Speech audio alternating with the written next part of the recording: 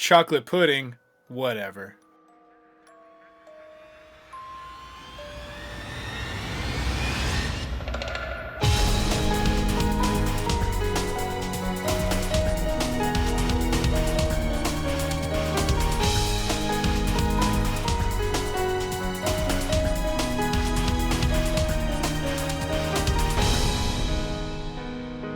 Hello and welcome to episode 90 of Rhythm Encounter, the RPG fan music podcast.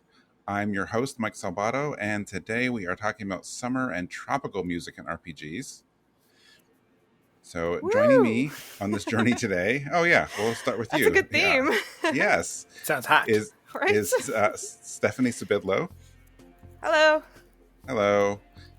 Peter Triezenberg is also here with us. Hello. And Greg Delmage. Hey, yeah. I wish you came in with something more creative. I like the heya. Hey is good. Last episode, everyone decided to randomly say hello in different languages. That's pretty cool. It sounded like it was rehearsed, but it absolutely was not. Wow. You want to try again? Do you want to say hello in Canadian? Yes. Okay. Hey. Right, there you go. Going off Greg's heya, I'm gonna go heya. Nice. Hey. All right. Well, there you go. Yeah. Anyway, yes. So, summer music, tropical music. Actually, Stephanie, this was your idea. I think like 6 years ago or something ridiculous. That's a good idea. And we're that finally long ago. And we're finally doing it. Our backlog. Yep. Even for our podcasts, yeah. There's a huge backlog of ideas, you know. And towards the end of summer, no less. Well, yeah, but it's still happening. It's still hot out, so it works. It's still hot. No, I'm into this. Let's do it. I'm very excited about this, actually. It was not easy to choose. No. Like, all of the, tropical music is always my favorite music. Yeah, I feel like you've talked about this before. Yeah. I think so, yeah. I don't know. I live in Canada. We get terrible winters. Of course I like the tropical music. For the Ontarians out there, Wasaga Beach just is not that great. Sorry. I've never been, actually. I saw a dead fish there. It was terrifying. You're not missing much. No, I've heard. Gross. It's very trashy. Yeah. I mean, my beach resort town was Grand Bend, which is a bit further from you, but it's still a nice little further. resort Yeah, town. It's actually nice. Yeah, you live in an okay part. You all live in like better parts for this. I mean, yeah. Well, now in BC, I get some pretty great beaches. Yeah. When it's not raining. Yeah. Yeah. No, and I also just like some of the variety here. We got like oldies and new stuff here in the mix, and like some stuff I actually had to look up too, and I always look forward to that. It makes me sad that PlayStation 2 games will now be oldies. I know. Yeah, I know. Oh no, 360 already is. PS3 360? You're speaking to the choir, guys. Yeah, it's all retro. I'm very excited to hear StarTropics is here, though. I have to say that was like the one I went, aw, for. You know. The only reason Mike's on the show. Yes, well, also because I'm hosting it. I feel like we almost need a second new term, because now that PS2 is retro, what does that make things like the NES? Like, I think it's classics. Fossils. Super At retro. that point. Fossils. Yeah. Okay. Fossils. What does that make me? They're What does that make me, now. Steph? You find them like crustaceans inside, you have to clean them out to make them play, and you have to blow out the cartridge every time. Yeah, actually, you shouldn't do that. Oh yeah, that's true. Yeah. Oh, Okay. we've deleted so many save files that way. Yeah. Yeah, All right, my cool. brother hated me. So the game console from 5 years after I was born is a fossil. So I'm trying not to think about that too hard. So on a happier topic than me being a fossil, let's talk about some summer music here, huh? Yeah. Or in this case, an Oasis music. So Peter has our first track today. What do we have? My first pick of the day is Oho Oasis from Mario and Luigi Superstar Saga plus Bowser's Minions. This is the slightly remixed version of the music from the original Game Boy Advance title by Yoko Shimomura. I'd love... Yeah. Well, we're not officially talking about it, but I do love just the naming of like places and things in the Mario games. Like, that's just a fun name for an Oasis. It's very alliterative. I enjoy it. It is. Oasis. Yeah, that's nice. I almost didn't pick a Stardew Valley song because in my head I've brought too many Stardew songs on the show, and then I realized that I have brought like one. So even though I think about it all the time, I apparently don't always bring the music on the show. So Because you keep telling yourself you've already done it a bunch. I know. And you don't. I know. But the spreadsheet doesn't lie. So anyway, so yes, after Oasis, I have one of Stardew Valley summer themes, which is summer, the sun can bend an orange sky. So let's go listen to Let's go listen to Oasis and the sun can bend an orange sky.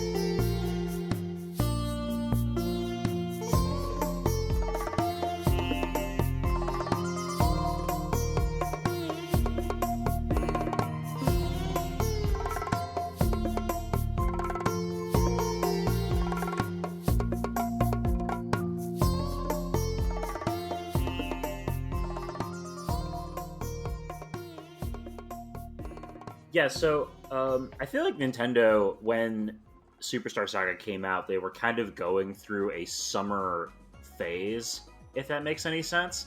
Like between Hot Nintendo summer. Hot yeah, Nintendo it was Hot Mario Summer. Because between Mario Sunshine and this, and just kind of, I don't know, the general vibes of the GameCube era, you had a lot of games that were very light, colorful, and they had a lot of like beach-themed areas. And Superstar Saga is no exception. That game, when you get to Oasis, it's I believe this is the area where Mario and Luigi get their hand powers for the first time. So it's one of the last power-ups you get in Superstar Saga.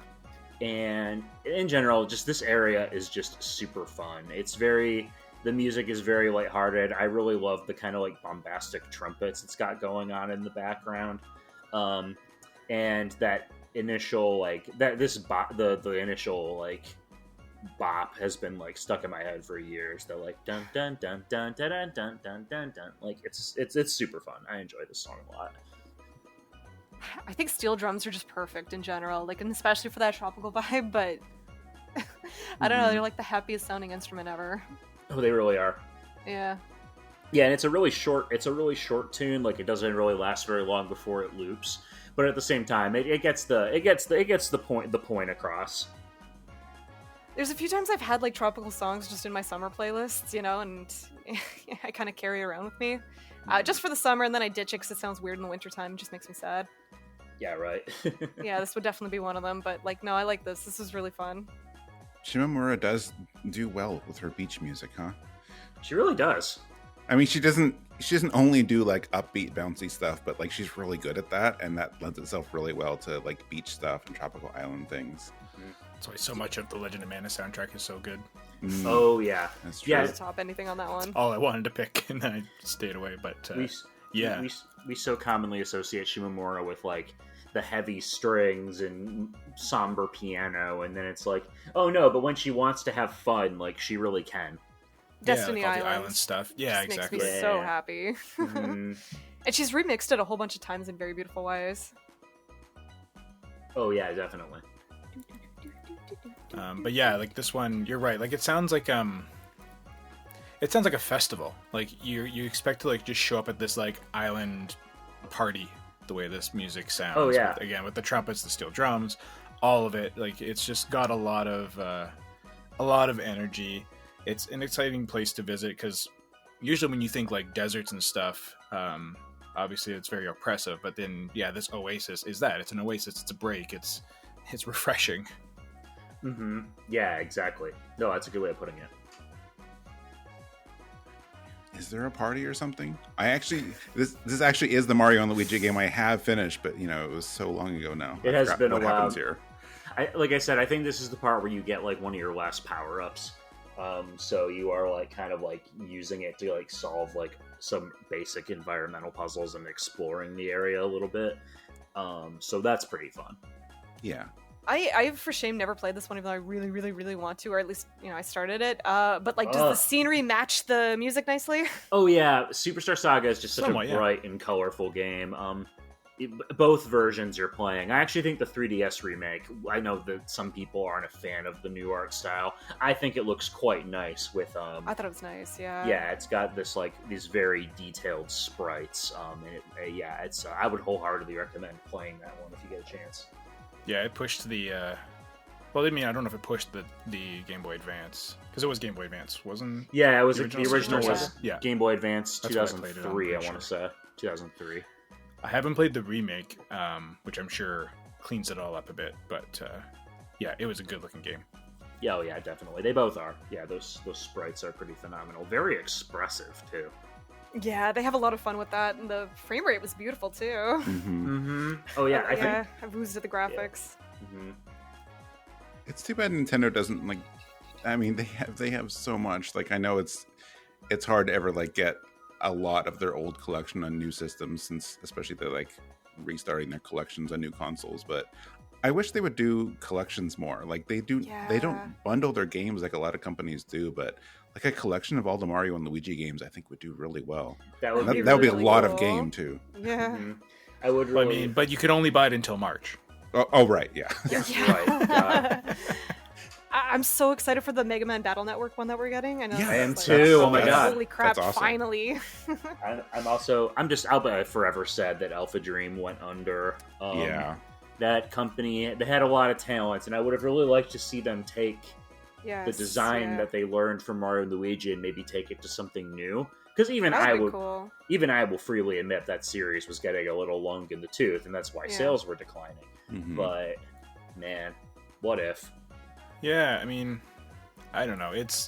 They're not blind. Obviously, they've tried it out with that Mario collection. There's the rumor mill is churning that there's a Metroid Prime collection just sitting in the wings, and and they can see other companies doing it and succeeding. So I mean, they'd be dumb not to want to print that money, but we also don't know again what's going on behind. Like, will they add Game Boy Advance to the Switch Online service? Right. Which would be great. Nintendo has this Then it's weird. another system, and then you have to like start that cycle up all They- over again. I swear to God, they better not charge know, even like, more money. It's for... so annoying. Listen, I really enjoyed playing Game Boy Advance games on my massive Game Boy Advance, aka the Wii U video controller. Yes, me too. Yeah, that was a weird one, huh? Massive pixels for I just- everyone. I just No, don't- for the 10 people who bought a Wii U. I was one of those people. I know, me too. So 4 of the 10 Short are but right here. sweet. I know. Yeah, right? What a coincidence. I still have mine plugged in. I'm just playing some Yeah, of the me retro too. stuff that I like backlogged forever ago. I want Shoot, to. are I was- those on it? Mario and Luigi on that? I don't know. Superstar Saga is. Okay. Is The it? original Superstar Saga. And, Right. Get it. and Partners in Time. Get it before it closes down. Yeah, for real, yeah. You got till next year. But yeah, either way, back to the music. Yeah, fantastic. Very on point with the theme. That's a great way to start us off. For Yeah, I sure. thought so. And then what do you have? So Stardew Valley has several summer themes. That was really easy to write and less easy to say. Some are more upbeat than others. I think some are a little more energetic, and because it's summer, like that's You definitely choose where like the coolest of the bunch. Yeah, well, I chose one that's like, because we have a lot of like really like bouncy, songs today, like Yeah. that first one especially.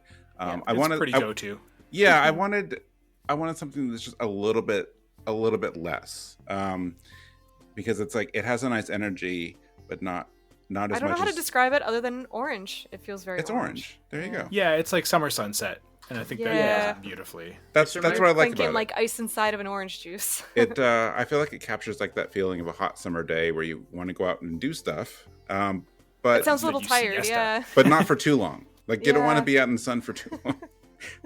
At least Yeah, that's how I hear it. Yeah. The title is pure poetry. The sun can bend an orange sky. Like it's just beautiful. And yeah, it kind of gets all those feelings up in your head. Exactly. I love it.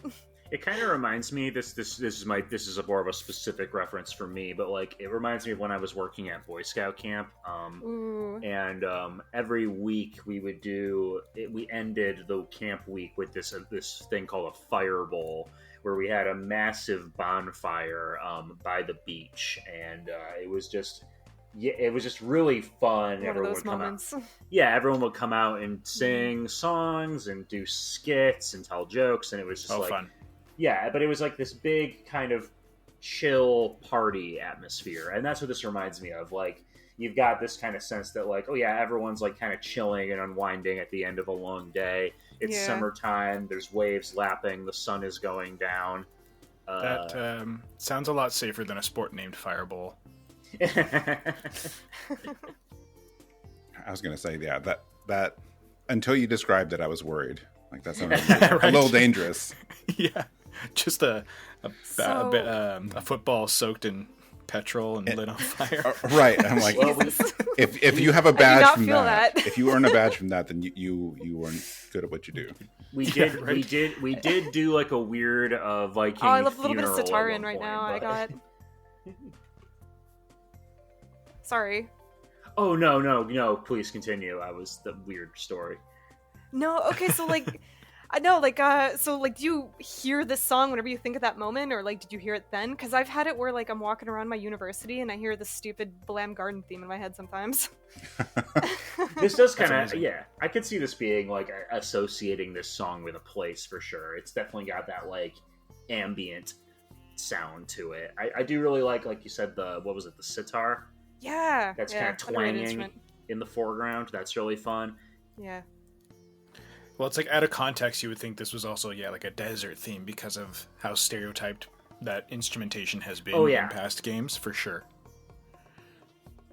Yeah, we definitely associate this sort of instrumentation with deserts typically, especially in video games. But I can also, totally see it for kind of an evening time summer song as well. I like that it's nice and long, too, so it's not really repeating that often. Lets you really sit and stay in it. Yeah, I mean, that's a good thing about, I think, most of the main season themes in Stardew, because you are going to hear them for most of each day. Yeah. So if they were really short loops, I'd love to go to the composer. You have to make it good. They're going to hear it a lot. We can't let them get tired of it. Exactly. Well, it was all just ConcernedApe, wasn't it? Who did all of it themselves, which there's a whole book about how they ran them into the ground almost.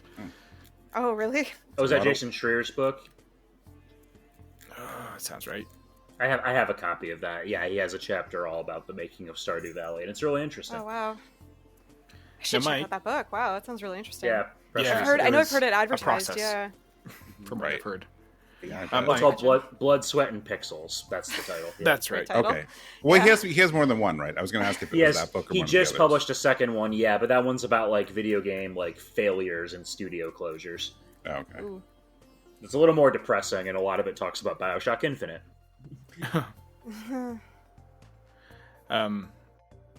So, Mike, for those of us who haven't played much Stardew, so you say there's multiple summer themes. Like, do they rotate around throughout, like, the different days in summer to add some more summer variety, instead of, like, what you get in Harvest Moon, where it's the same summer theme for a month?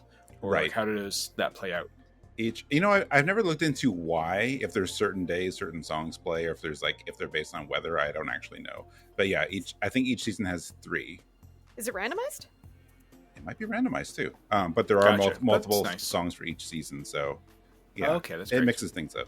That's cool. I mean, plus you go into town, other parts, this is like other parts just of when the you're farming map. Yeah, I really need to play this game. I'm sad I've held off for so long. I've seen my my nephew play. He likes it.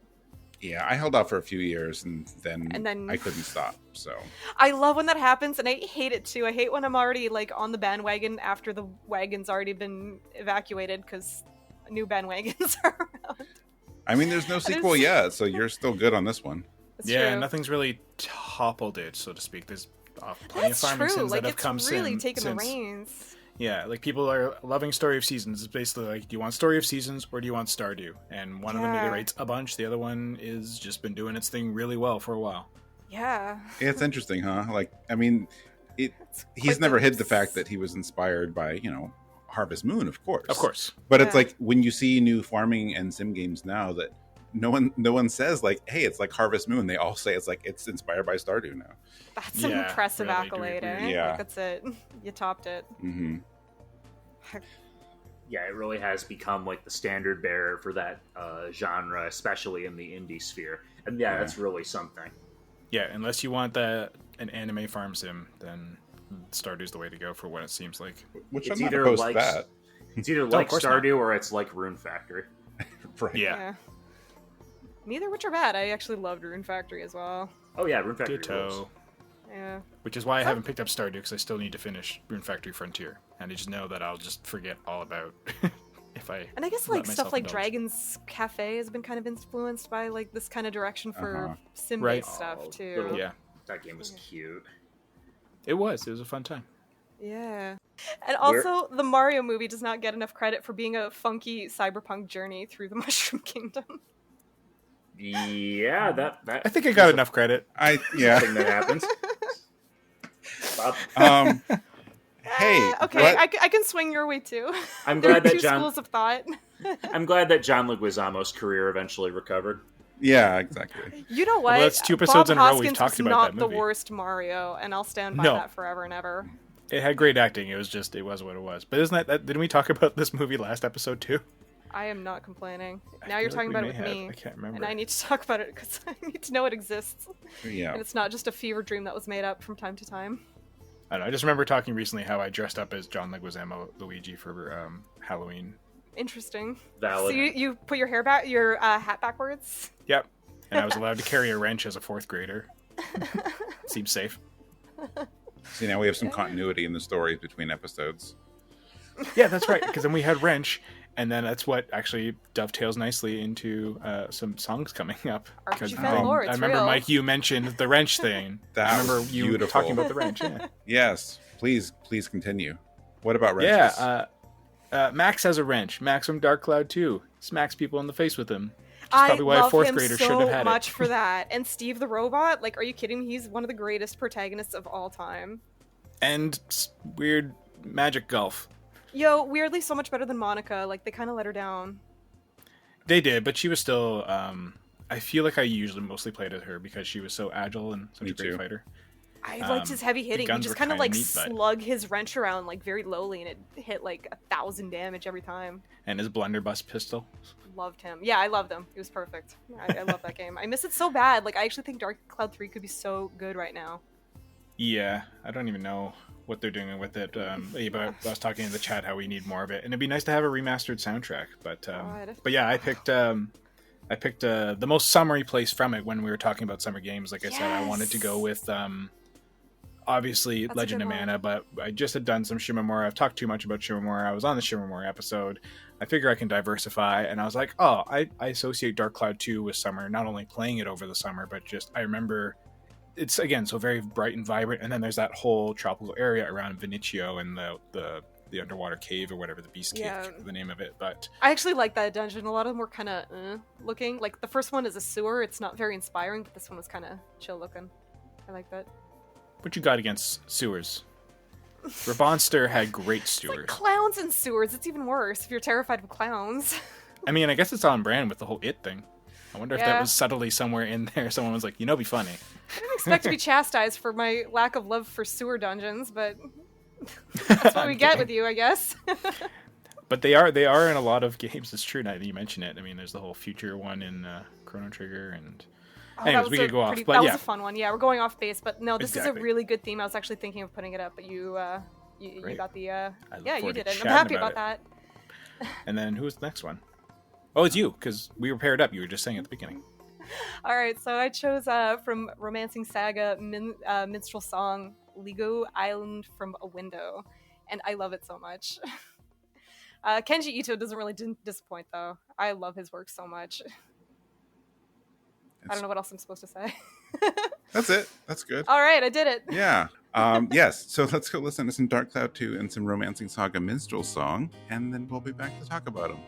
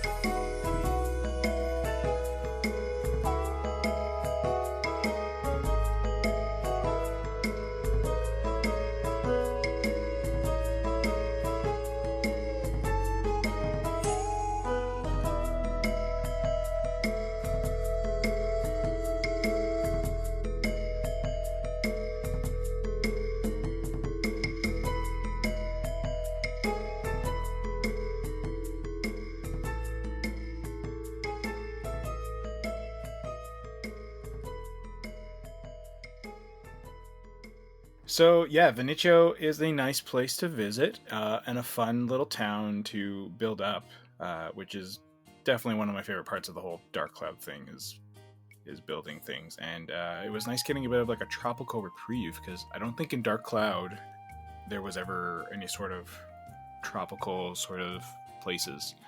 Yeah, in the first one, right? Mm-hmm. I do like the second level the best, the Tree Fort area, but yeah, and this one it was a bad start with the sewers, but then all of them get nicer. You're right, the forest one, the valley, and then beautiful Roar Valley Cave, I think it's called. Something like that. Exactly, and you just get nicer locales. Like they Yeah. They really upped the ante between Dark Cloud and Dark Cloud 2, for sure. You could see how much more love and care. And I mean, Dark Cloud 1 already had a great foundation. So getting into Dark Cloud 2, it was just nice to see all these fun new locales and ride around in your dinosaur train. And then you get to Veniccio. I remember being like mystified by how pretty it was. And I was like, I want to go to this place. And the music just sold it. Like it's tropical, it's summery. You sound like you're on vacation. Yeah, absolutely. It's already begun, yeah. And it's funny because I think it's when another one that really came to mind for this episode was Final Fantasy 15, where you go to the resort there. Golden Key. Golden Key, yeah. Yeah, when I was listening to this, actually rather than not this, but when I got to like Golden Key, it sounds like they're very familiar. They're not like too far off actually, which is kind of fun. Like it's got a very similar vibe to that whole, just like Resort-y. you said, being on vacation. Yeah. I also like that the place turns into a cool like future lab, a future science lab or something like that. Yeah, so yeah, it they're like little pod gears. houses. Yeah. And like all the places in Dark Cloud too, they have like a present and a future section, and it's kind of cool to see how different the future kind of looks from what you start with. But as you build the fundamental building blocks, so I think you're like putting up like science centers and stuff like that, and building decks. And in the future, it becomes like a whole big tech lab. It's pretty cool. Yeah, that's right. Dark Cloud 2 is so cool. All that stuff. But it's very easy to just like chill and build in that stage. Like I feel like I spent the most time building in Veniccio. Yeah. I did want to make them look really good. Like there's certain requirements you have to meet, but I did make sure there was like a personal aesthetic component that it had to meet. Yeah, absolutely. And then you just chill. It's that slow guitar. It's like it's not too far off from like you could listen like to you it said, for there's an a lot of hour bouncy ones, and this one's more like The Sun Can Bend an Orange Sky, where it's just a bit more of like a chill, wind down, lazy sunset, whatever summer. Yeah, I really like the strumming guitar, because this also has another like association for me with something that Grand Rapids does a music festival every summer, where they just get a bunch of local musicians up, and my dad used to play that like every year. Oh wow! My dad just plays. What did he play? Like, what was his instrument? He just plays guitar. Like he plays an acoustic guitar. So like he just goes up there and plays. Like he wrote a few songs. He does a few like Grateful Dead covers and things like that. And it's like that's awesome. It's fun. I was the kid with the camcorder. Like I know that guy. Aww. I know I've been on record before saying I prefer acoustic arrange albums to piano ones. So like even like this, like just having the acoustic here, it's just a great relaxing beat. And can we please get your dad to play some video game covers on acoustic? I feel like he would probably look at me like, Peter, what? But but for real though, it does kind of give me that this song reminded me of that very much. And yeah, I like that sound. It's very chill. It's very atmospheric. I kind of like is it a flute in the foreground? I think so. Yeah, like that sounds really good too. In general, yeah, I just really enjoyed this song. I haven't played Dark Cloud 2, so I don't really have the context for it. So I'm kind of just going off of vibes. Did you play either one? I played the first one. Oh, okay. See, I did not play the first one because I heard it was all right. It's supposed to be the next Zelda. Right. But I love Dark Cloud 2. I put so much time into that game. I mean, it's a pretty solid action RPG anyway, but the world and the music, and then you throw in town building and a photography system to come up with inventions, and they had me. So yeah, I like this one. I guess I will go along with the fact that it was a guitar. In my head, I think because it's like kind of beachy, I decided that it was a ukulele, which it might not be. Yeah, it's I could see where you would think, but like it just feels a little too full for that, I guess. I don't know. It's not plucky enough. Oh, yeah, that's true. I can see that. I mean, the flute... But this would be tight on a ukulele, don't get me wrong. Yeah. I mean, the flute's really the star there anyway. I think that steals the show. Yeah, it's very... what's the word? Like, it feels kind of like a lot of songs I can think of, like, from, like, the 70s and stuff, with just, like, the way the flute is being performed. It just has some, like, nice personality to it. Yeah. It really adds to the song. It's friendly. Yeah. It's so friendly. Yeah, it's a good way of putting it. It Makes that welcoming note. Yeah. But yeah, that's about all I can really think to say about it. It was just, I was happy to revisit this soundtrack overall, and this one just kind of stood out to me for it. The Dark Cloud 2 soundtrack is just really, really good. It really takes you away to all those places. Yeah. Very nicely. Someone mentioned earlier about like a remastered or updated soundtrack, and there was an arrangement album released. It was so back good. then, but it only covered some of the songs. Yeah. But I like. Yeah, a lot that's of the problem. I was trying to find a different arrangement of this. Not that the original doesn't hold up well, but I just, wanted to hear it expanded. Maybe I could get some real instruments, like a real guitar or ukulele would have been really nice. But then no one's ever covered the song. There's no OC remixes, nothing. I actually did try learning the Palm Brinks theme on accordion. Wow, how'd that go? Yeah, quite well. It's an accordion theme, so it actually sounds really nice. It's the main town theme, and it's done just entirely in accordion. It sounds really cool. It's got a very French vibe to it, and some of the other places too just kind of have that fairy tale-y kind of vibe to them as well. Yeah, a lot of the themes are really, really appropriate. And Nishiura did both soundtracks as well. And I was just kind of quickly looking it up, and I was like, oh, right, they did Professor Layton, too, which, I mean, they've just done a bunch of level 5 stuff, but Professor Layton... He's really good with, like, short and sweet, but kind of hauntingly beautiful melodies. Yeah, exactly. Like, they're all very, like, warm and welcoming when they are, and, like, he's really good at kind of hitting the aesthetic with his music. Spot on. Yeah, and same with the Professor Layton themes. Like, to find a theme that works for all these puzzles, you gotta find someone right. He even did, like, really good tutorial music for Dark Cloud, too. Like I said, the whole soundtrack's good. Please listen. Yes. Oh, yeah. So, it's actually good timing that you brought on this Romancing Saga song, since they're actually remaking Minstrel Song. I think it's supposed to come out the end of this year, so... Is it actually getting remade? Yeah. It is getting remade. I actually forgot. It was... How did I miss that? It was just announced a couple months ago. Yeah, they're remastering all the Saga games, and I guess that's next. Okay.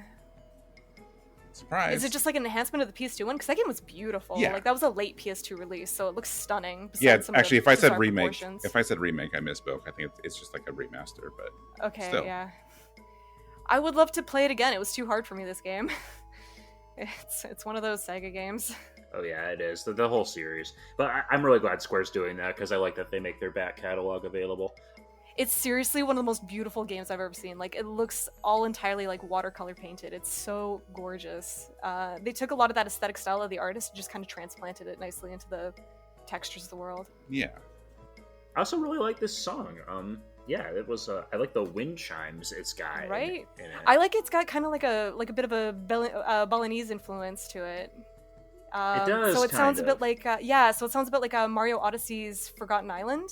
They kind of take from that kind of same part of the world. And interesting. What's that instrument? It's like a barung or something like that. That kind of belly sound. Doom, doom, doom, doom, doom, doom, doom. Yeah. Right. Yeah, so I don't know. I think it just sounds really interesting. I never got to this place in the game, but like I said, I love the soundtrack very much because Romancing Sagas usually do that really well. And this song really stuck out. It just sounds incredibly relaxing. It sounds like you're already at that resort and you're already having a sleepy day in. Yeah, it dovetails nicely off of the Veniccio sound. Like, they're both very similar. We're definitely in our chill summer vibes right now from Stardew on to here. And it's like, I like how it's got a very different rhythm. Like, it's still very low and languid, but just like, I don't know, the syncopation's a bit different. Yeah, it sounds a little magical too. Like, it sounds a little bit out there. You're far away. You're not in North America anymore. It's true. Yeah, because I know there's like a few soundtracks that have done like that kind of resorty vibe.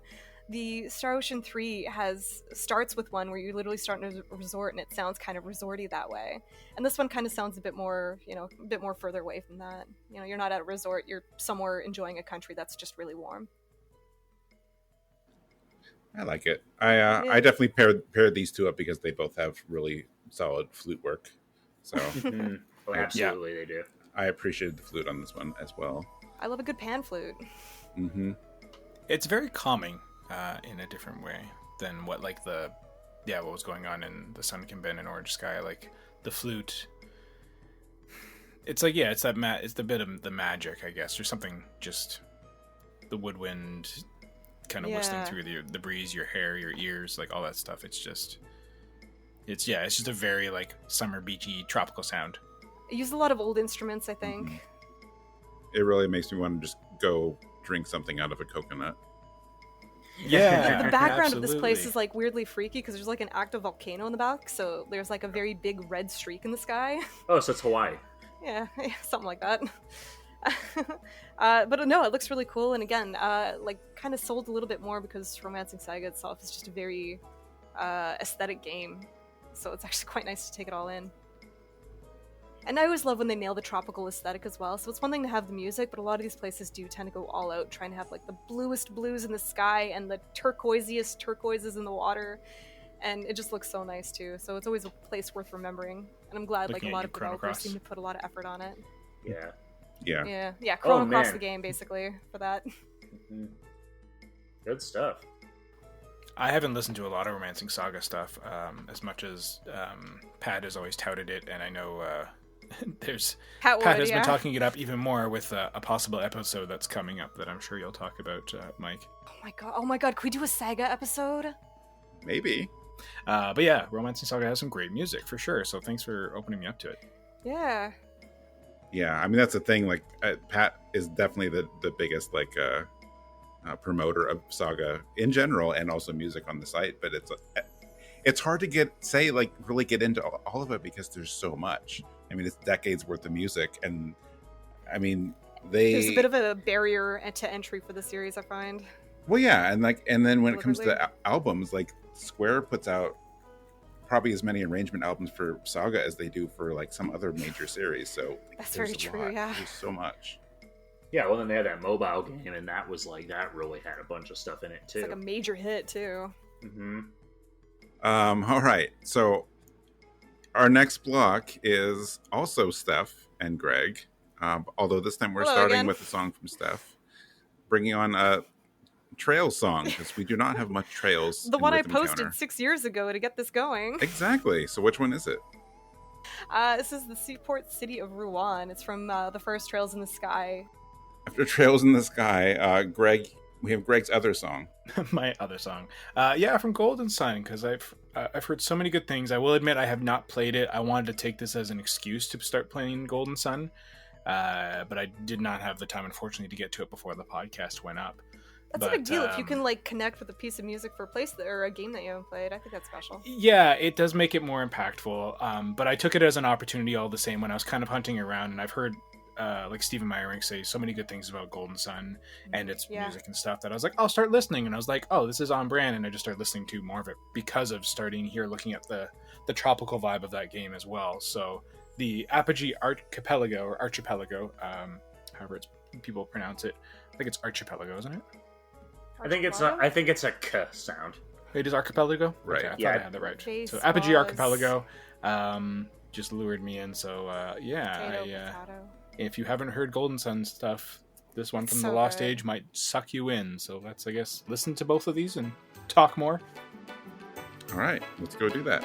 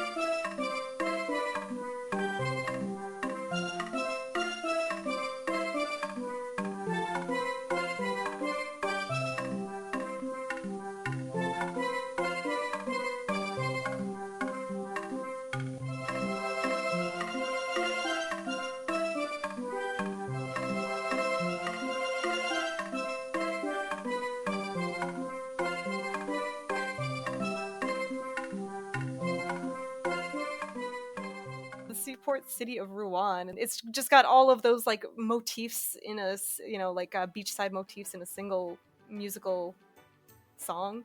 It's got the steel drums. It's got like the the soft kind of acoustic guitar. I also kind of want to lump the fact that the town in this game is just really great. It's got a whole bunch of things to sightsee. It's probably the funnest chapter in the game where you kind of take some time off and go do a school play. Nice. So just a lot of good associations with this chapter. It's very entertaining. The music here is really good. The dialogue that you get from the NPCs, you're totally fine just kind of kicking around town and figuring things out. You play a mission that's hide and seek, or not hide and seek, but what do you call it when you're looking for an object? Stupid Scavenger Riddler. hunt. Yeah, scavenger hunt. Yeah, with the game's blue Riddler. that Oh, you that actually guy. meet. Yeah, that guy that you incidentally meet a lot later in the series. Yeah, he popped up in Cold Steel 2 as well. Yes. So like just kind of a lot of exciting things have the stage set in this chapter, and so I can't help but like the city of Ruan. The game in general is very cozy, and especially if you like an old school aesthetic, then Trails in the Sky is probably one of the coziest series that you could get into. Weirdly enough, I can smell this song. I love when that happens, that sensory stuff. Uh-huh. Like, Yeah, you smell the beach? I can smell the beach. I hear the sound of ships and, those, like, the dinging of bells. And Oh, I love that, yeah. I lived in Holland, Michigan for years. I've been around beach towns my whole life. So, like, I totally recognize, like, okay, this is, like, a harbor setting. And, like, Yeah. I totally have this, like, full sensory experience listening to this song. It totally is appropriate for this kind of setting. And I think I haven't played Trails in the Sky for so long. I'm planning on replaying it soon because it'll be my first time revisiting it since we did the game for Retro Encounter Yeah. way back in the Way day. back when, yeah. But I'm fairly certain that I made it to this town on that playthrough. Yeah. And yeah, it is it's a really great part of the game. Yeah, it's just a nice part of the game. There's a few of the songs that we played today, and just along with what you said, that like I could smell the hotel sheets, just listening to them, the ones that sound kind of beachy. Yeah, right. This has got that kind Yeah. of sense that like you're brushing sand off your feet as you're walking into your hotel room, and like the windows open and that sea breeze is coming in. Like, yeah, I really And every so enjoy often, fish from the harbor. that. Yes. But yeah, you're just all it's missing here is like the seagulls and like just like the distant sound of like dock work and stuff. Is it like the night seagulls or like the Little Mermaid seagulls, like ah, and then they steal your sandwich? Those sons of I'm like Chrono Trigger seagulls. Just- Chrono Trigger seagulls. I'm glad you brought up Little Mermaid though, because this does kind of also remind me of Under the Sea. It's that. I can see yeah, that. that's Yeah, true. uh-huh. The happy vibe at the beginning, that kind of Mhm. beat it establishes. Yeah. Yeah, totally. Does it? Because it has like a very clear introduction, and again, I haven't played this game. I don't know if you remember when you're playing it, but it's not. I guess it might be castanets. It's almost something castanet like, but like when it loops, does it go to silence and then restart with the castanets, or is it once it's going? Does it have another place in the loop where it just kind of keeps the vibe going? Yeah, no, I actually love the sound of that. Yeah, it starts up with it at the beginning. I think it kind of does that like vocal, and then goes to the castanets and restarts all over again. Oh, okay, that's fine. Yeah. I mean, it gives it a nice little lull to kind of break it up and. The video Whatnot. game loop is a very important part of the song. Well, exactly. Like and like I know there's some games where they build it in system that once it's started, you don't hear the start again. It has a different point where it loops, but like I wasn't sure if this was one of those. But it's I mean, it feels like a Seaport too because the song feels very busy. Like it's got that pluckiness in terms of it's a big like city activity. too. I Yeah, love exactly. that. There's buzz, there's people, there's stuff happening. You're running through the streets to go to shops, talk to quests, all that sort of stuff. If you are a gamer who loves like towns, like I was when I was like 5, that's like why I played it first. I just liked exploring towns because I wasn't good at battling. Then like the Trail series is really great for just enjoying some time off in towns and Nice. wasting time. Is this nicely. town made out of limestone? I imagine everything here is very white stones. Yeah, it is actually. Holy crap! And light gray. It's very much a beachy That's another good port beach town trope. thing to do for sure. Yeah. No, yeah, good call. So yeah, it does have like a lot of that. It looks like that one Greek city. Just that one. Oh, Santorini. Ah, there you go. Yeah, look up Santorini, and again, you'll see the influence in like Oodles video games. It looks like the Chrono Cross city. Yeah, Chrono Cross is pretty guilty of that one. It's pretty on the nose of being like, we're Santorina-ish. It's exactly like it, yeah. Yeah.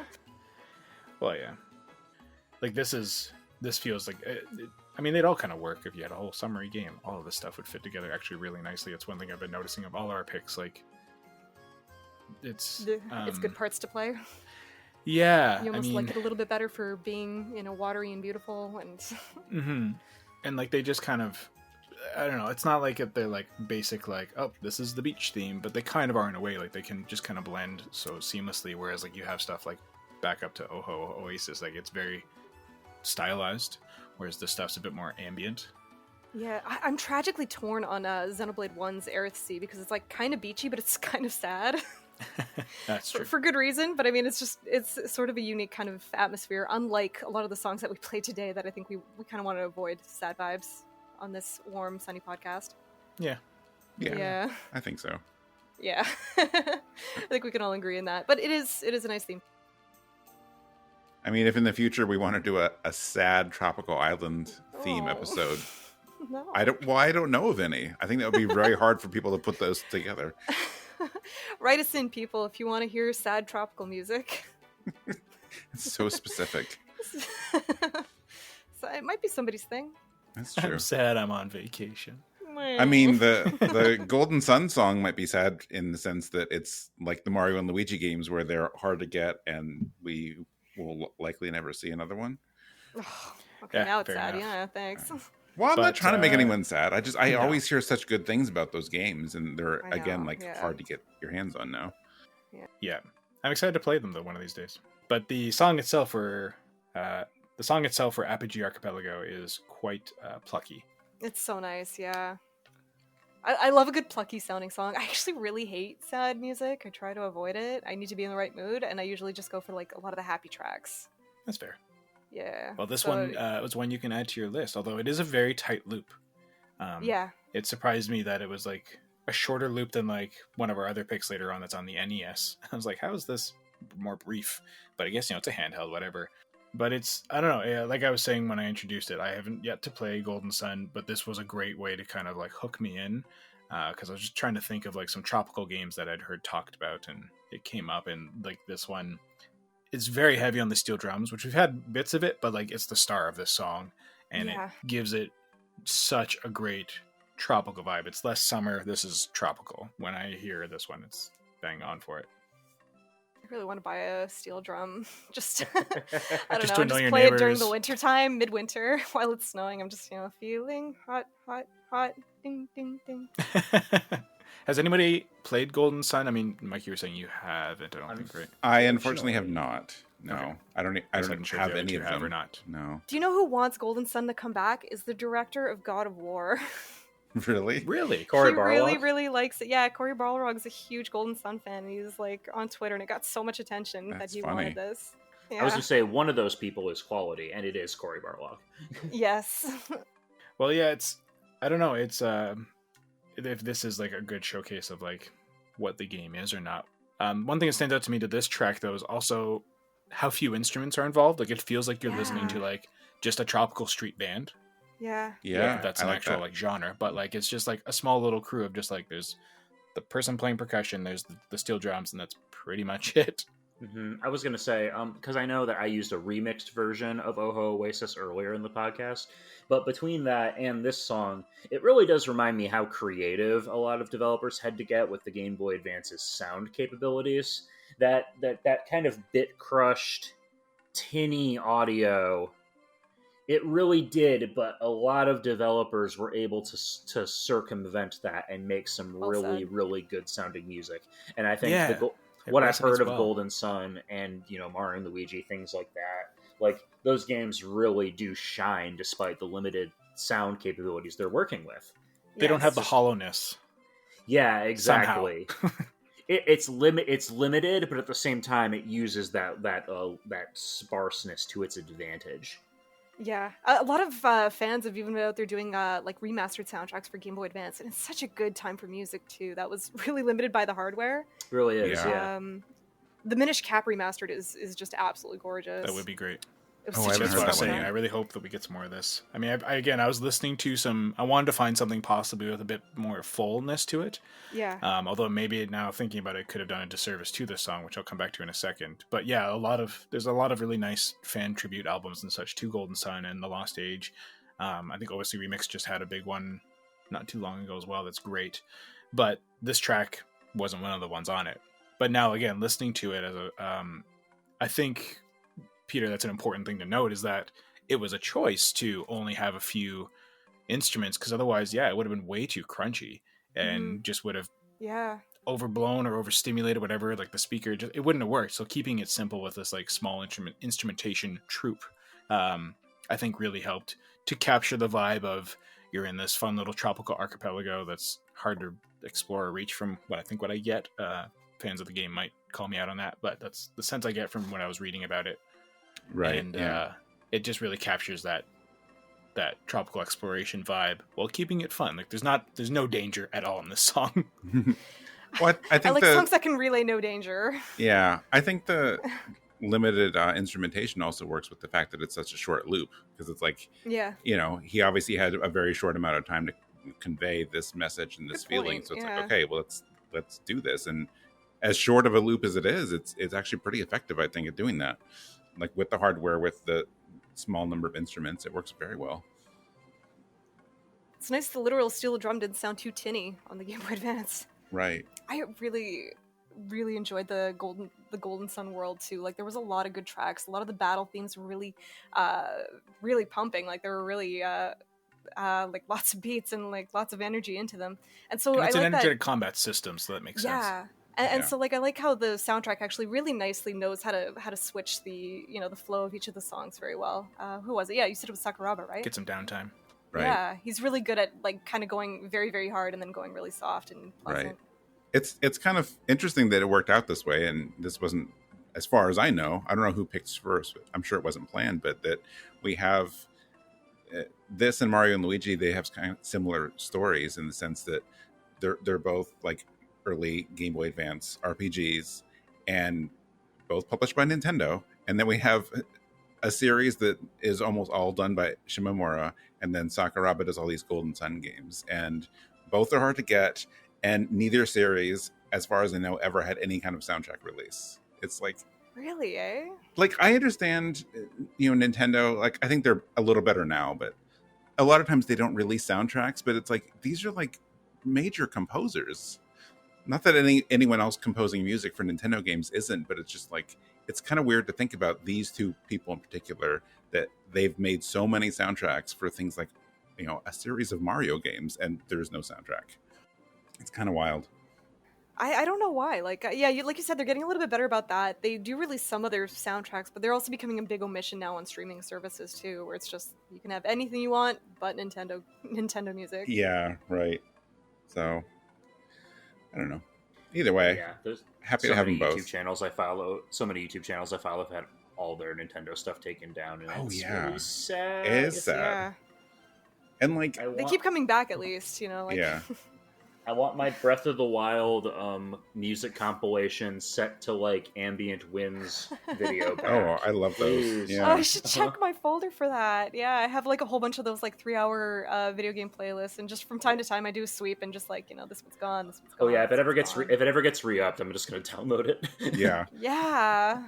And I do get it. I do get it when like at least with Breath of the Wild, there is a soundtrack. You can buy the soundtrack, right. Like when they have this stuff. But when it's older stuff like this, and most of them don't even have soundtracks, and there's no way you can actually support or pay money for the music, it's kind of weird that they're so intent on removing it, because like, well, where else are people listening to it? You can't buy the game anymore. You can't buy the soundtrack. Like, what's it hurting? Or just put it up on a YouTube channel or something like that. Just have somewhere where it can stay. Yeah, safe. Do a Square Enix and just upload like whole albums that to YouTube channel. I still can't get over that they did that. Like, good on them. I love Square Enix for That's that. amazing. Yeah, like they've become such a good music label. Funny enough. Yeah. Because they're very open about how people access your music, and it's good. Get it out there. Get the artists out there. Get them paid. Exactly. Mm-hmm. They have so many good musicians. You gotta let it be heard. Mm-hmm. All right, so for our last block, we have one more Nintendo game that never got a soundtrack. So I promise I didn't actually intend to pick 2 games that started with star. That's just how it worked out today. So my last pick today is the Ocean World map from StarTropics. One of my favorite. The original Star Ocean. Yeah, one of my favorite NES games. Yeah. And after that, Peter, you have your other song today. Yeah, so I have a remix of Besaid Island. This song was originally by Masashi Hamauzu. This version is remixed by Narukami Music. It's a chill hop remix. So think of it as lo-fi beats to sip pina coladas to. In this case, wouldn't it be lo-fi beats to play Blitzball to?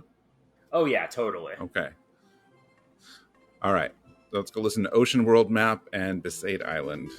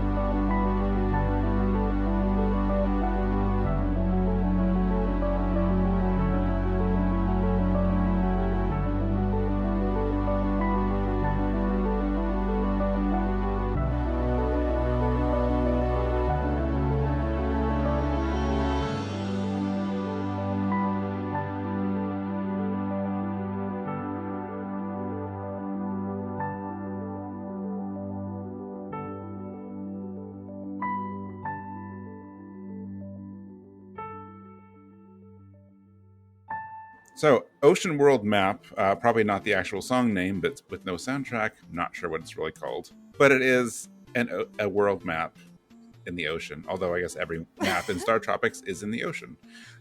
Because you're just going island to island for every chapter. It's so good. It's another thing. Yeah, it's another one like we talked about with like limited hardware and like what can you do with it. It just... I feel like it still has that tropical feeling with like drums and all the other instruments we've talked about today. It's just an 8-bit version of them. Like it has some nice bass to it. The bass, yeah, the beat is really good. That boom, boom, boom, boom, boom, boom, yeah. boom, boom. Like, yeah, no, it was a good soundtrack that one had. It was a later it was a later Nintendo title, so... Yeah, this one was. And then, unless I had looked it up a few weeks ago, I actually think the sequel was one of the last NES games. I think it actually came out after the Super Nintendo did. And they're like, yeah, we're still doing this game, so here you go. Oh, that's interesting. I always like the title screen theme for it, too. That da-da-da-da. You know, that one was really pretty. Yeah, like you mentioned before we recorded that there are some like really like unsettling, like creepy, serious themes in this game. But a lot of the music is similar to this one. It's really upbeat and just kind of has like a nice bounce to it. The dolphin music, that's one of my favorite lines in the entire game, because when you start that chapter, the mom dolphin comes out and she says something like, it's like, I need you to help my boy dolphin, or something. Like, it's just so, it's so odd. It's like, I'd have to look it up. I think the game was made in Japan, but made for the US. So I don't know if it was even translated. It was just like, well, this is just the dialogue we're going with. My boy dolphin. Not your dolphin son.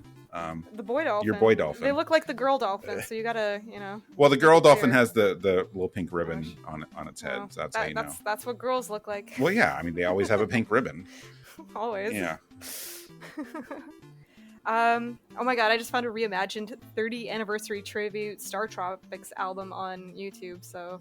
Okay, well, so you're gonna... They use actual steel drums in it. You're gonna link me to that, please. I will. But no, this was a really good one, and just in general, like, I think, like, StarTropics is kind of what started this fascination with the tropical themes in video games. I don't know, there's always something very pleasant about this game. And unsettling, too, because there's, like, weird aliens and stuff like that, too. You save like an alien race or something like that. Like, it's, like I said, it's the original Star Ocean. Yeah, it definitely goes places you wouldn't think for a lot of the game. But I've always been a fan of it. I don't think it's aged as well as I would like. Like for me, I still like it. I actually had played through it a few months ago with Hillary, because Hillary had never played it, and we were trading off, and she was getting in the dungeons with like that's really where the controls are tough, and she's like, what's going on here? It's like, wait, I have to like change directions before I can even move in that direction. I'm like, yes. Why is the jumping work this way? And like, yeah. So there's when definitely you're hopping platforms. I know, like there's definitely some nostalgia at work for how much I like the game itself, but the music is just wonderful. It's also one of those games that I'm like I have the sound effects burn into my mind. Yeah, like I said, the platform hopping, that yep. It's just such a strange game, but it's really cool at the same time. It had like Rob in it, or some sort of weird robot. Oh yeah. Like a little bit of everything was happening in this game. The wannabe Rob controlled the submarine. Yeah, it really did come from this era where like there wasn't really a set industry standard for how these things were supposed to go. So games companies just went nuts, like trying to figure out how movement was supposed to feel and jumping was supposed to feel, and like it's something that's just something I always find really interesting about these older games. But the song's really good too. I know we mentioned this a little bit ago, but like it's the same deal I think with the Golden Sun song, where it's like you're making the best with what you have with limited hardware. And it just manages to be this short, upbeat, happy song that really does manage to convey that tropical feel, despite being like, again, like an 8-bit NES song. I think Greg went away. Yes. No, I'm still here. Okay. I'm just listening because you're all saying kind of a lot of what I have to say too. But no, we stole your notes. I hate when that happens. Yeah, it happens. I mean, as it always happens. I'm glad that you get to talk first, usually on your songs, because you're always such a gracious host. Whenever we do these, that you let everybody else go first, and you're like, "So yeah, music's good." I do like. I mean, I always want people who It's good. to talk about their own song first, but yeah. Well, absolutely. For the most part, I want to be here to facilitate the discussion and then jump in when I can. But sometimes, yeah, you miss out on some really choice notes. But I've only just recently explored StarTropics lightly over the past year with once it came to like Switch Online, because I've heard you talk it up a bunch. I was like, oh, what's this about? And I was like, oh, I can see why Mike likes this because it's Mike, and it's a fun little game. I haven't really gone too far. I've only kind of just explored like the first kind of village and area a little bit, and I would like to go back to it but it is something to commit to because of how it's dated, as you were all saying. But this track is great. It's so fun and plucky. It's weird because like if you didn't know it was from an RPG, it would also fit into like any platformer of the day, except for the fact that I find it's got like this languidness to it that, and like that kind of bit of hope, whatever instilled into the instrumentation somehow, given that it's such limited hardware, that it's just, I guess it makes it a bit more, it has a story to tell. Right. Yeah. So I think that was the big thing that did kind of just make it different from like just throw it into the background of some sort of like Mappy Land level. So why would you bring up Mappy Land? I don't know. It's one of my formative Nintendo games for some reason. Wow, I'm sorry. It's on Switch Online, God, so I've known clearly this game. someone remembers that. Yeah. It was one of the first Nintendo games I think I rented back when. Not one of the ones I owned, though. I remember the music. This is basically like the Goonies game. The sequel that we never got a movie for.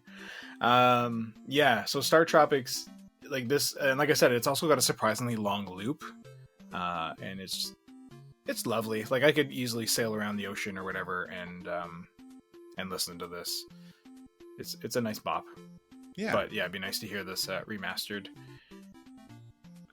Yeah, I don't expect that would ever happen. There's no reason for it at all. But... No. I mean, I'm glad it's on the online service. I would hope that eventually they put the sequel on there as well. So we'll see. If they ever revived the series in any way, shape, or form, Mike, would you want them just to like make a new entry or like reboot it? How would you want to see StarTropics come back? That's a good question. It's a product of its time, big time. It really is. I don't know. I don't know what a new one would even look like at this point. I guess anything could go, really. Right. Yeah. Make it exactly like it or change the direction completely, because you effectively can. There isn't much to work off of besides just a cool hodgepodge of ideas. And a bunch of towns that end in the word cola. Oh, yeah. Yeah. There's some aspects of that game that definitely haven't aged well. And if you don't want to listen to someone, you stick bananas in your ears. Because I guess that... Does that one person look like they're holding a banana? Am I crazy? Which one person? It's like, I think it's like a shaman person, and like they're kind of like waving their hand, but when I was a kid I thought it was a banana. Oh, I mean, maybe they were, because there is this weird sort of recurring joke about Mike putting bananas in his ears. It's in the ending. Spoilers. Okay. I sent you the picture of it. Like, it's, yeah, like, there's some parts of it that are just kind of weird and creepy. Like, whenever it takes you to an NPC to talk to them, it's like in this black, soulless room. Right. And it plays like really creepy music. I'm like, why is this part so creepy? They're just being nice to you. Right. It's just like kind of part of the like NES weird that kind of branded the games back then. Mm-hmm. If you know it, you know it. Exactly. Yeah, and like the game over theme is kind of traumatizing sounding and creepy. It's like you turn into a ghost. I'm like, God, I'm dead. Yeah. I just wanted to enjoy this island. I do recommend it. I mean, despite everything I said, like, it hasn't aged well, and you'll probably die a lot, if only because you're struggling with the controls. So I will freely admit that playing through this time, I use those save states on the Switch constantly. Game genie. Just constant reloading. I'm like, oh. I mean, there are multiple rooms in some of the different dungeons that literally you jump into the room, like from another room, and you fall in the water and die, and there's no way to avoid it. It's really it's just there to mess with you. So I'm like, you know what? I don't mind using save states on that, because that's just not fair. That's obnoxious. Yeah. I recently was playing the Mega Man that I didn't know existed on the Sega Genesis. The Switch Online service with my friend, and we were playing it into the night. We're getting tired, so we're making dumb mistakes, and I would like rewind it back. He's like, "Oh, I forgot about that feature." I'm like, "Yeah." There's a part of me that, like, the purist in me doesn't want to use it, but then I remember I'm 39 and ain't got time for that. So if I'm inevitably going to beat it anyways by bumping my head against it a lot, why not just use the feature? It's there for the convenience of letting us get through these games that we just want to play through.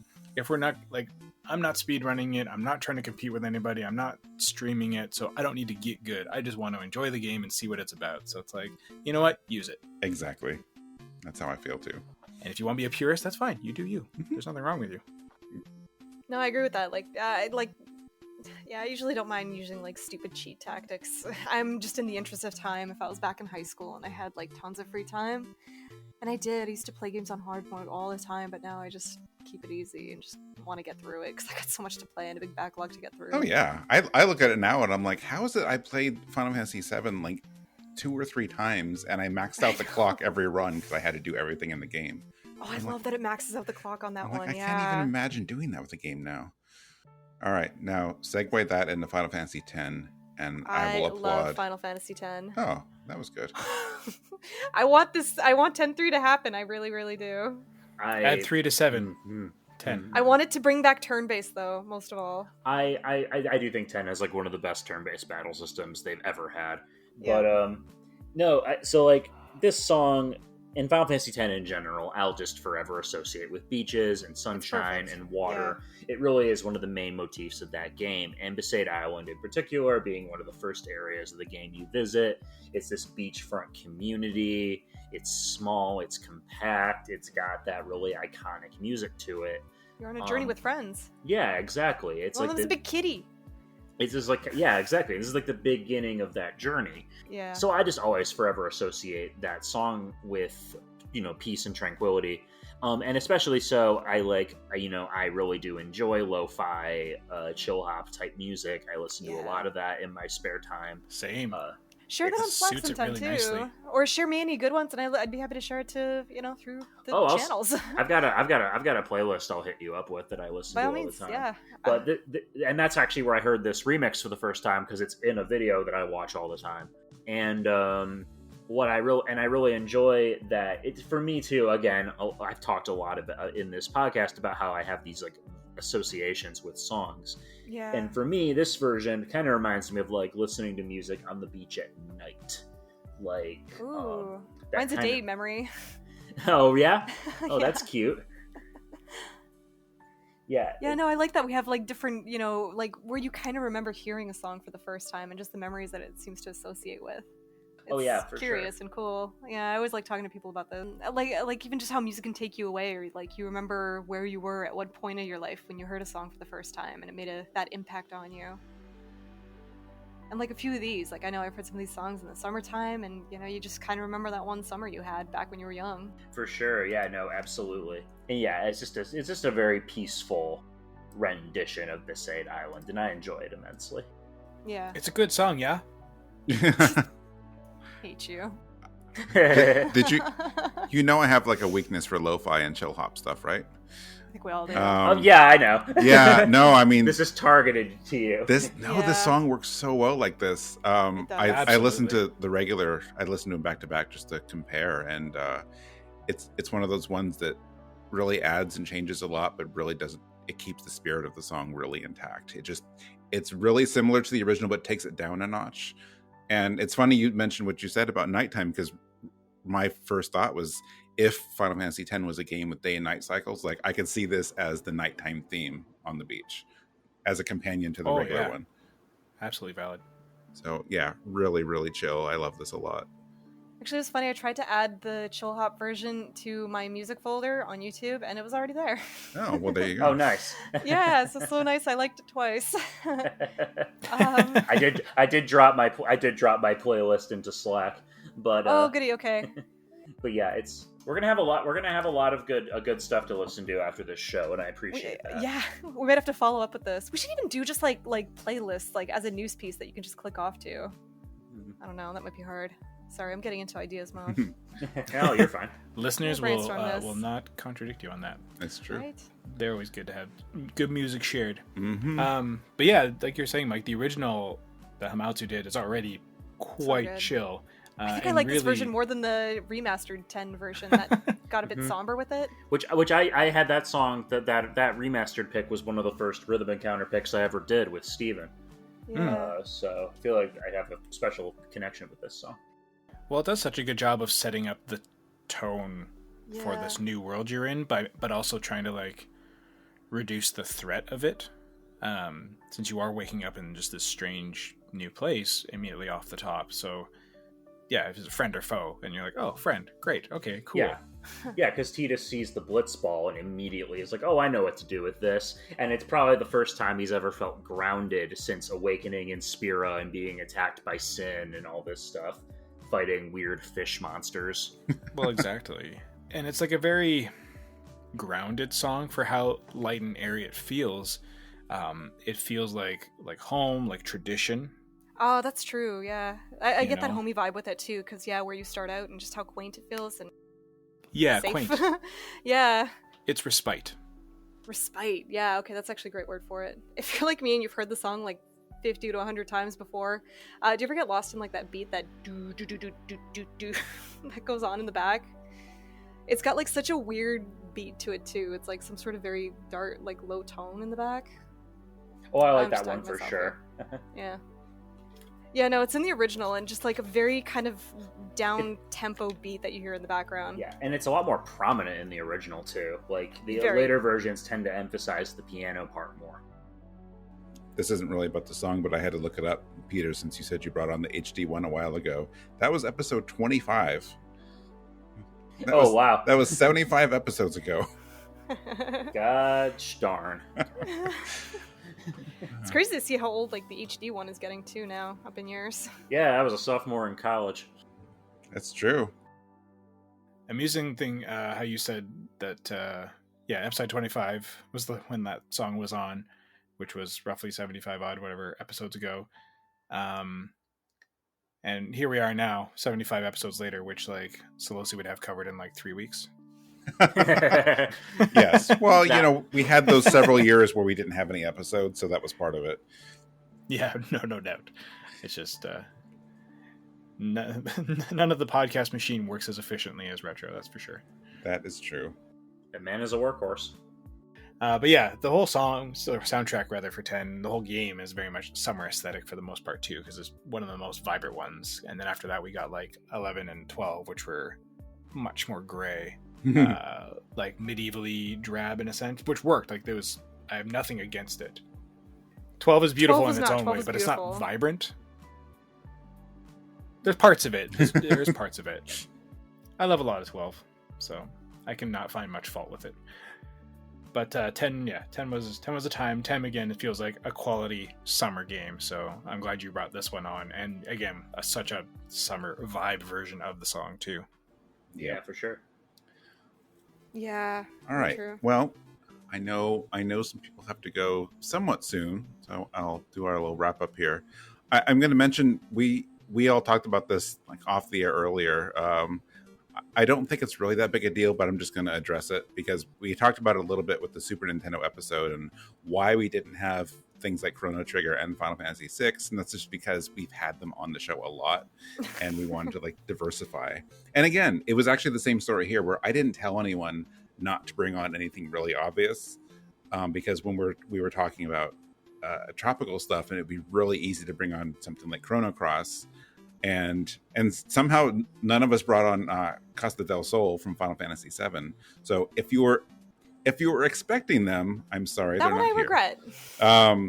But at the same time, we don't always want to bring on the expected things. Like if you're listening and you think, oh, that should have been there, you already know the song. So part of what we want to do with the show is try to introduce people to new music as well. So if you already know those ones, then great. Like, go listen to Chrono Cross. It's amazing. We have featured it over a dozen times on Rhythm Encounter, so there's no shortage of it. A lot of the games on today, though, we have featured very little, if at all. In fact, almost all of the songs on today are games that are new to the show. So I'm happy with everyone's picks. It was a good time. Yeah, they were great. Yeah. All right, so that was our show.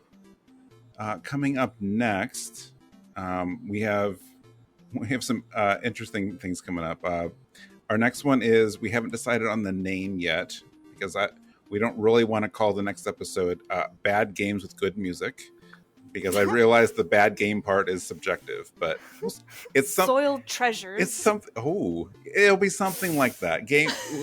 Basically games where we have. It's a little seedy. It'll basically be music where we think the music is better than the game that it's in, and I think that would just be a fun discussion. There is. I know. All right, so yeah, that's coming next. After that, we thought it would be good to do a companion episode to the Super Nintendo one, so we're going to do an episode on Genesis music, because we have had very little Sega on Rhythm Encounter for a long time. Steven was so good about Sega music early on in the show, and I feel like we need to get some of that back. So yeah, so those are our next 2 episodes, so look forward to those. If you have feedback on this show, you can email us at music@rpgfan.com.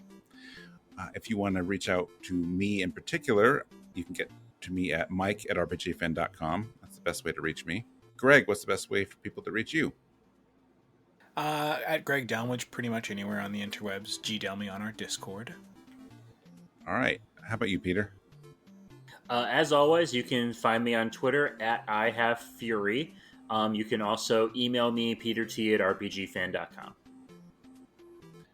Your Mario and Luigi themed username?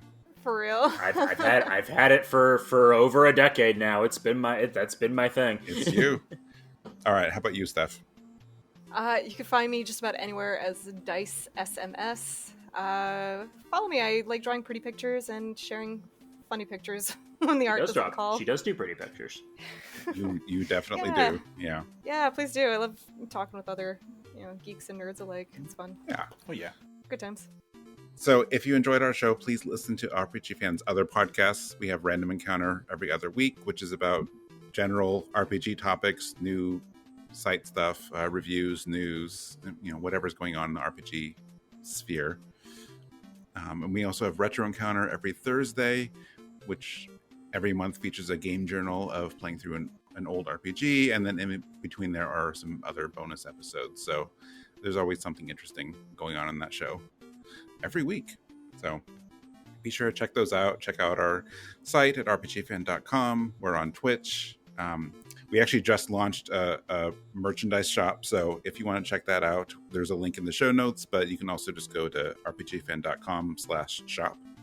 More coming soon. More coming, but if you want a t-shirt or a hoodie or a mug or pins, those mugs and the stickers have been doing really well so far, so I think people are liking those. Oh my god, I just thought of another brilliant idea. Oh good, let me know. Yes. And we'll sell that too. Yay. Yeah, so please review us on Apple Podcasts, Google Podcasts, wherever you're listening. We appreciate that. Reviews, subscriptions, it all helps us out. So, and that is mostly our episode. Peter, you are doing our bonus track today. So what do we got? What are we closing out with? Yep, so Steph actually accidentally alluded to this earlier in the episode, but I had to do it. I had to pick a Kingdom Hearts 1 track. Oh, yes. So there we go. You do.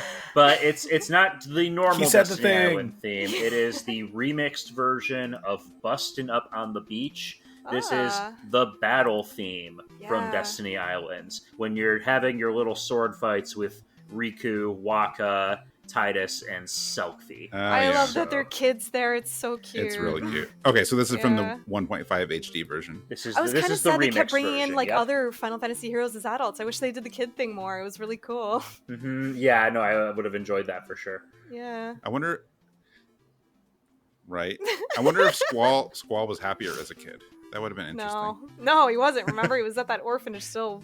Oh, yeah. I was gonna say, I'm pretty sure that's the plot of Final Fantasy VIII. Bold of you to assume I remember the plot of that game. Okay, oh, you forgot it just like the characters did. Yes. Yeah. All right. Sensible chuckles had. All right, let's close out today with "Bustin' Up on the Beach" from Kingdom Hearts 1.5 HD Remix. Thank you everyone for being here. Thanks everyone for listening. So let's go have our pina coladas now.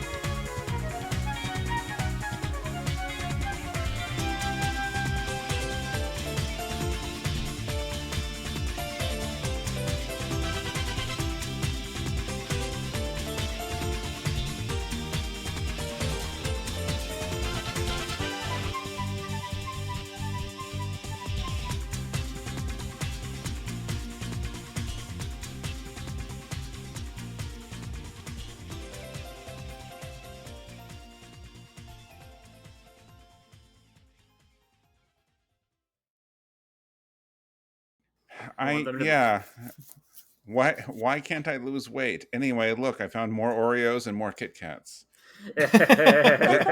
Does anyone want some blueberry muffin Kit Kats? Because they're delicious. Oh the my eternal god. struggle. Those Sounds sound great, really gross, but I'm curious if you say it's good.